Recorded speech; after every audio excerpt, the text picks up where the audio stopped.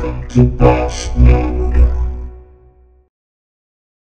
Hello, my name is BHOS, and welcome to my House of Starcraft. This is episode 2 of BHOS Mode, a show where I teach you how to play Starcraft 2 like a boss. Today, we're going to be looking at a Zerg build called the 3 Roach Speedling All-In. In this build, you aim to wipe out a BHOS opponent before he can mass up on units. In this build, you use 3 Roaches, with which you run up your opponent's ramp to kill a Zealot that blocks the ramp, then stream in with Zerglings.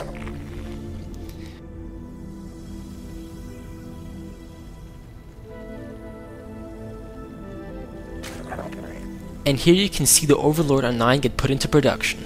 The player rallies it to the spawn location over here, and as you can see, sent the first Overlord to the spawn location over here. Here you can see right after the Overlord is finished, he soon puts 2 drones into production and sends his scout across the map. In this build, scouting with a drone isn't a must, but on maps with multiple spawn locations I would advise doing so, like this map for example.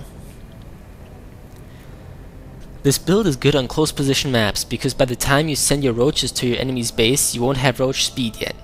It's also good on maps with wide ramps because it's harder to block a wide ramp with force fields than it is to block a normal one.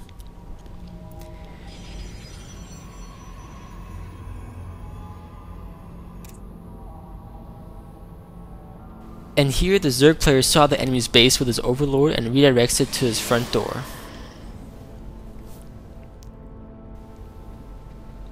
If this Overlord gets sniped, there's absolutely no need to worry. Just rebuild it as soon as possible and continue normally with the build, but be sure to send another Overlord to the front as soon as you can.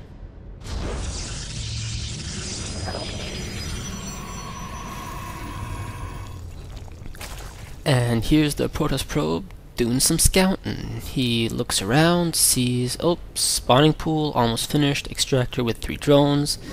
That's all the information the Protoss needs, and he leaves the base once again. And the spawning pool finishes, and a queen and 1 pair of lings get put into production. Here you can see the Roach won't go down on 17 supply.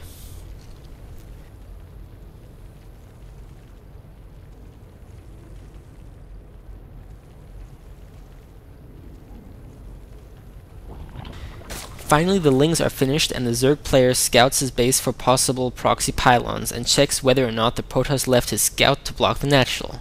And there it is, so he lets the Zerglings kill it.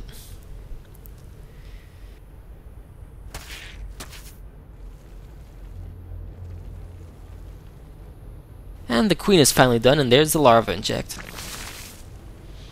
Injecting your larva constantly is very important, so don't forget that.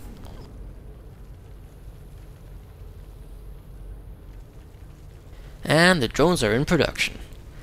After they have been put in production, you can choose whether or not you wish to pull the 3 drones off gas.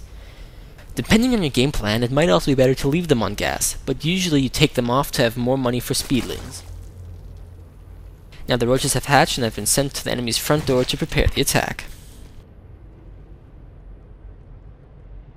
What you didn't see now was that the Zerg player pulled back his Overlord so that it doesn't get sniped by stalkers or sentries that might be in production.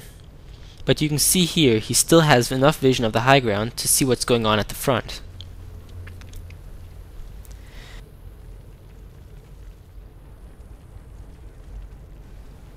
And here you can see the Zerg player doing some base management. Some more lings get produced, speed upgrade for the lings finishes, and minerals get high, so he decides to expand. But he then decides to cancel the hatchery to produce even more lings. He then sends these lings to the Protoss front door as well. And now the hatcher's rally point has also been set to the enemy's front door to guarantee a steady flow of units. You can see here that the Overlord scouts that something is in production at the Protoss front door, and it's a cannon. Because he dumped his minerals into a cannon, the Zerg player probably suspects that his opponent doesn't have a too strong army and sends his units in. And also, if the cannon would finish, attacking would be much harder for the Zerg player. And the Zerg player then also decides to destroy 1 cannon, because that way his reinforcements wouldn't lose too much health when running in. Now the Zerg player sees that the fortress is producing something. You can see that because the rotating ring here at the front is lighted up. The Protoss player might still have a chance with an upgrade for his units.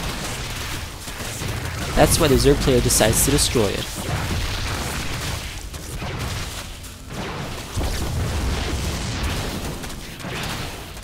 If, when attacking, you see a sentry on the high ground, target fire it with your roaches. A force field can buy him enough time to block his opening by warping in more zealots, or even to kill the roaches by warping in a few stalkers. Remember, a force field lasts 15 seconds. Delaying an attack by 15 seconds is a lot. It's a time frame in which much can happen.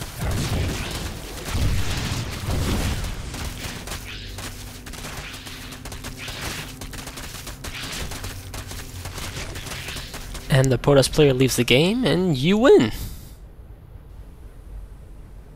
Despite the win, you can see that the Zerg player has many minerals left over. You should have just used the money to expand, tech up a bit, or even just sneak in a drone every now and then. Don't ever let your money get this high. That's it for today. Feel free to leave a comment and rate this video. Thanks for watching, and stay tuned for more.